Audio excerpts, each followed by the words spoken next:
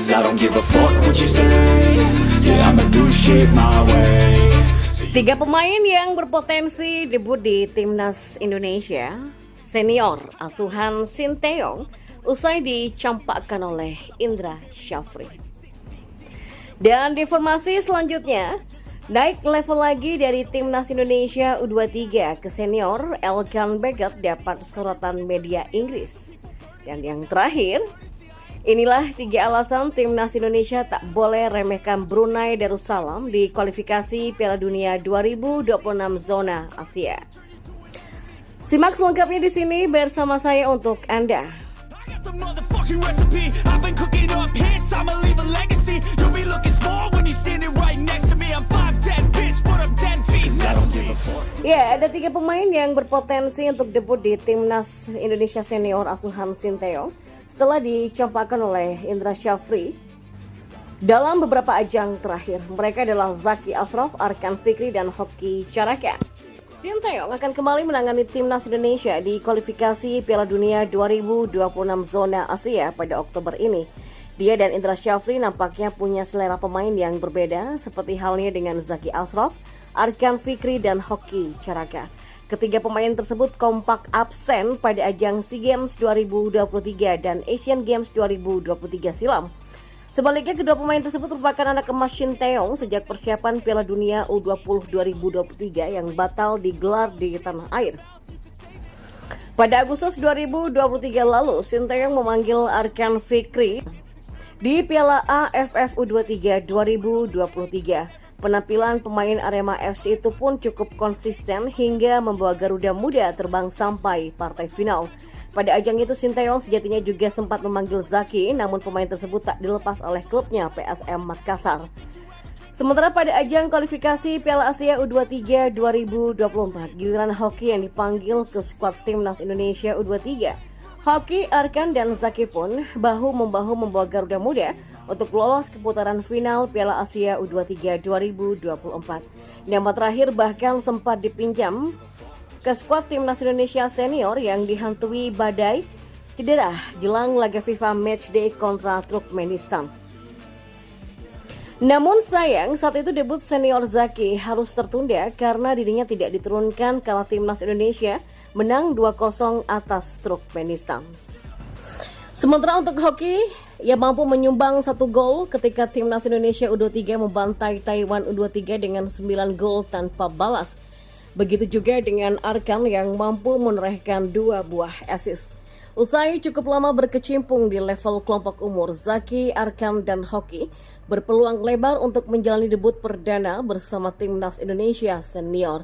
Terlebih lawan yang dihadapi adalah tim yang secara matematis mampu diatasi oleh Timnas Indonesia. Kehadiran Zaki sendiri adalah untuk menggantikan peran Yance Sayuri yang mengalami cedera. Kemampuan Zaki yang bisa dipasang di berbagai posisi, inilah yang membuat Sinteyong terus jatuh hati. Sementara Hoki diproyeksikan menjadi tandem Ramadan Sananta atau Rafael Struijk di lini depan.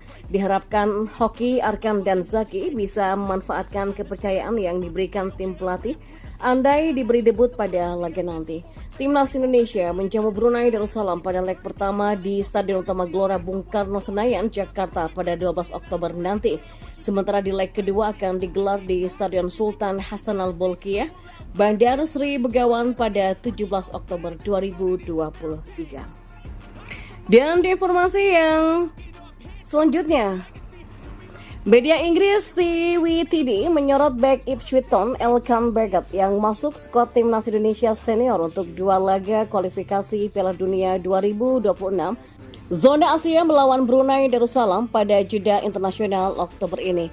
Sebelumnya, media yang sama menyoroti Elkan Bagot yang turun kasta dari tim senior ke Timnas Indonesia U23 pada bulan September lalu.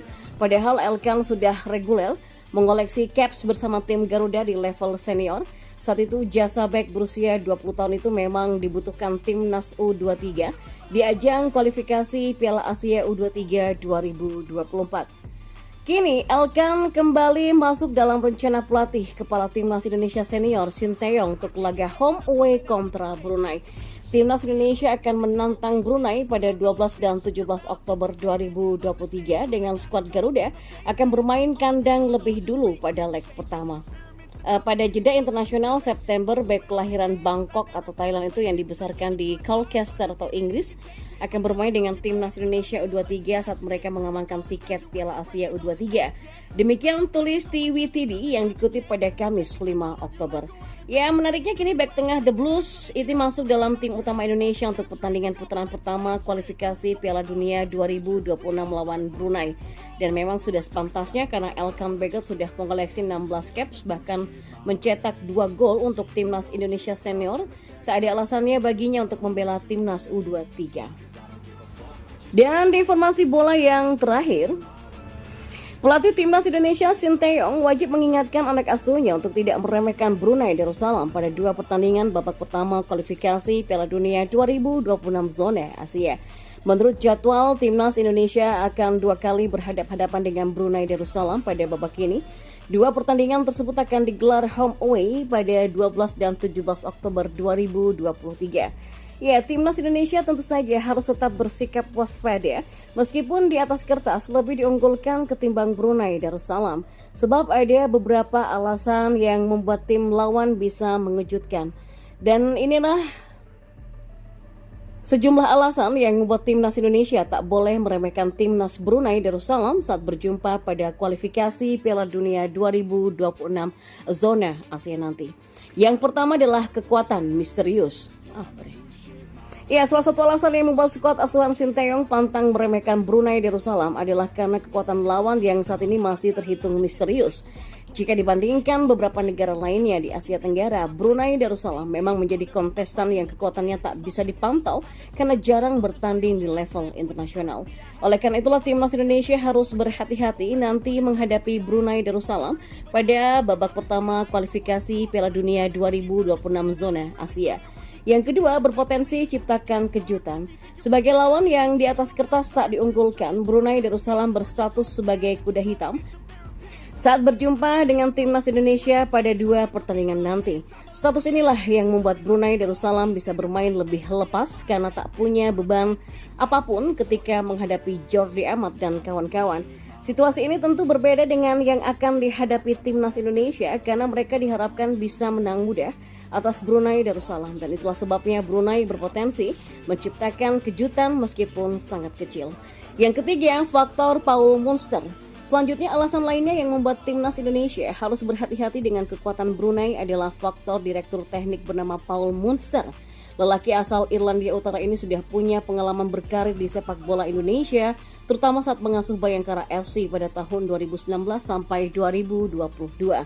Dan kehadiran Paul Munster tentu saja memberikan keuntungan tersendiri karena Brunei Darussalam akan bisa lebih mudah untuk memetakan kemampuan Timnas Indonesia asuhan Sinteyong nantinya.